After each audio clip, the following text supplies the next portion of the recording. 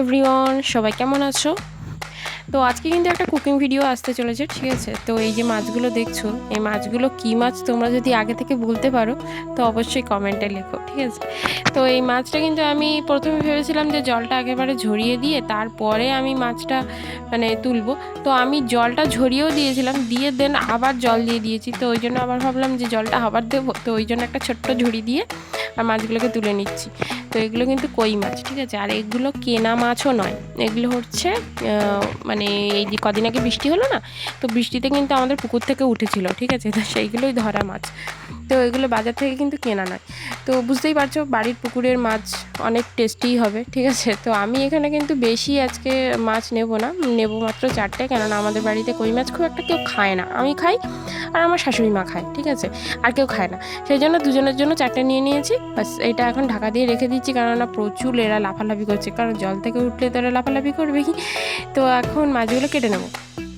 তো দেখো মাছগুলো কেটে আমি চলে এসেছি। তো এখানে একদম আমি কিন্তু মাছগুলো কেটে নুন দিয়ে ভালো করে একদম ধুয়ে দেন তারপর নুন হলুদ মাখিয়ে আর রেখে দিয়েছি।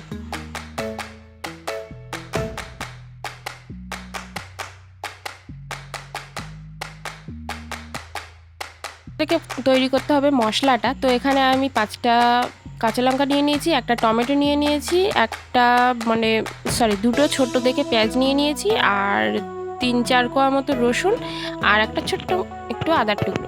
তো এইগুলো আমি এখন পেস্ট করে নিয়েছি একদম। দেখো পেঁয়াজ আদা রসুন যা যা ছিল সবই একদম পেস্ট করে নিয়েছি, ঠিক আছে? পুরো একদম ভালো করে ব্লেন্ড করে নিয়েছি, ঠিক আছে? তো এখন রান্না শুরু করা যাক।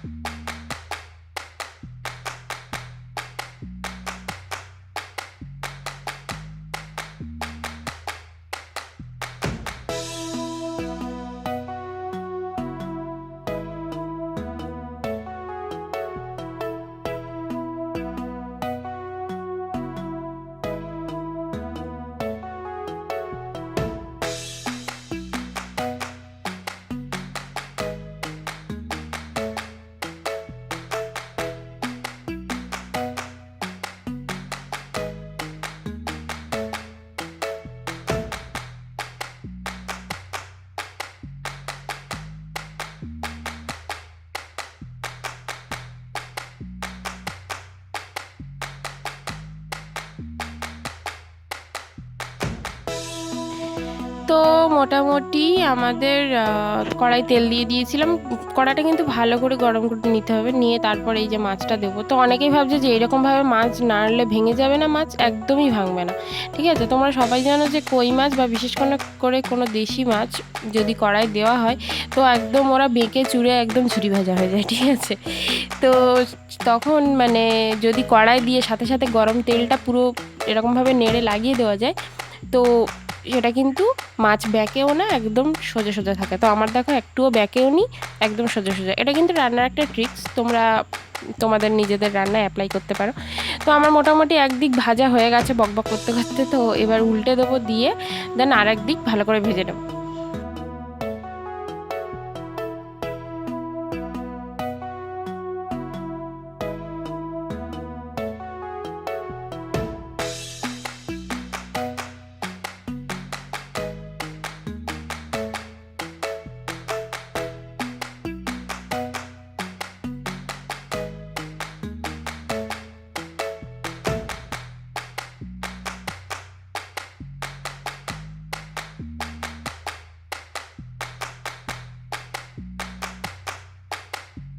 তো মোটামুটি আমাদের মাছ ভাজা হয়ে গেছে, পুরো একদম কমপ্লিট। তো এখন তুলে নিচ্ছি মাছগুলো, ঠিক আছে? খুব সুন্দর করে কিন্তু ভাজতে হবে, যে হালকা হালকা ভাজলাম মাছের ঝোলের মতো হালকা ভাজলাম এমনটা নয়, মানে সুন্দর করে ভেজে নিতে হবে, যাতে একেবারে সুন্দর করে ভাজতে গিয়ে যেন পুড়িয়ে মানে মোটামুটি মাছ ভাজা কেমন হয় তোমরা তো জানোই, ঠিক আছে? তো সেরকম করে ভেজে নিতে হবে।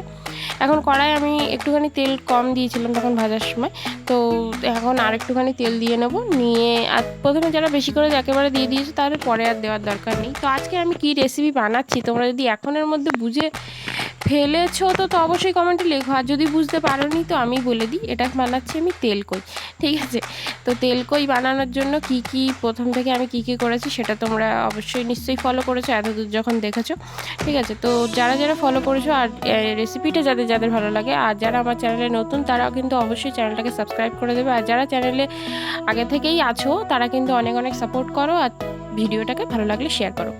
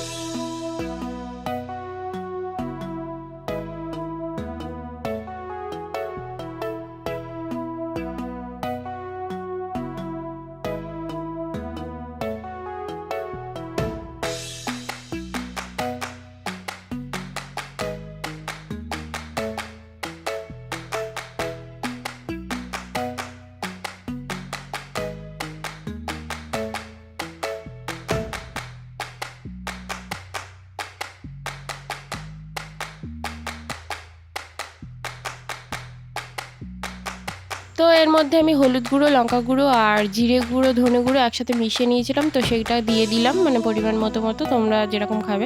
আর নুন কিন্তু আমি দিয়ে দিয়েছি।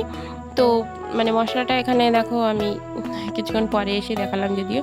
তো এখানে কিন্তু মশলাটা আমি মোটামুটি ভালোভাবে কষিয়ে নিয়েছি। আমার একটু ভুল হয়েছিল, কারণ আমি মানে ওটা আমি ভেবেছিলাম কি আস্তে দেওয়া আছে, বাট আস্তে দেওয়া ছিল না, একটুখানি জোরে হয়ে গিয়েছিল, ঠিক আছে। তো তোমরা একটু ওটা একটু খেয়াল রাখবে, আমার জন্য মতো যেন ভুল করো না, ঠিক আছে। তো আমার কিছু হয়নি, অসুবিধা কিছু হয়নি। তো তোমরা কিন্তু ওটা লো ফ্লেমে একটুখানি মশলাটা ভালো করে নেবে, আর মশলাটা যেন একদম তেল ছেড়ে দেয়, এটা একদম খেয়াল রাখবে। একদম ভালো করে তেল যখন মশলা থেকে ছেড়ে দেবে তখনই কিন্তু জলটা দেবে, ঠিক আছে। তো কারণ তেল কইয়ে আর নর্মাল যেরকম তরকারিতে তেল দাও, এটা কিন্তু একটুখানি তেলটা একটু বেশি দিতে হবে, ঠিক আছে। কেননা তেল কইয়ে তেলটাই মাস্ট, বুঝতেই পারছো নামটাও কীরকম, ঠিক আছে। তো আমার দেখো জল দেওয়ার সাথে সাথেই কিন্তু ফুটে গেছে, ঠিক আছে। এখন আমি মাছগুলো দিয়ে দেবো।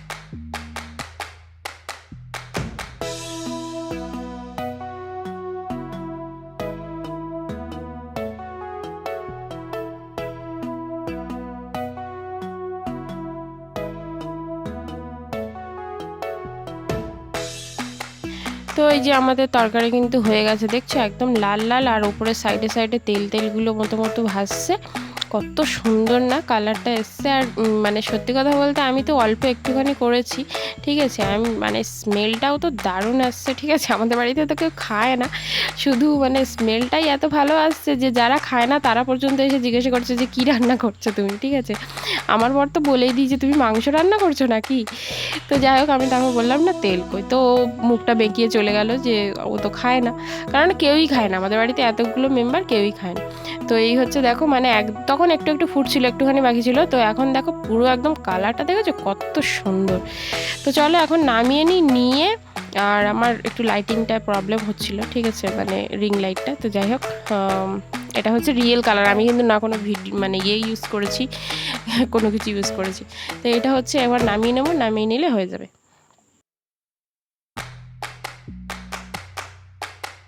তো দেখো আমাদের পুরো একদম রান্না টোটাল কমপ্লিট। একটু একটু মানে ঝোল তো আমি রাখিনি, পুরো একদম গায়ে গায়ে করে দিয়েছি। মানে এটা ঝোল অবশ্য করেও না তেলকইটা, কেউ কেউ অবশ্য একটু হালকা লিকুইড টাইপের রাখে, বাট আমি সেটা রাখিনি।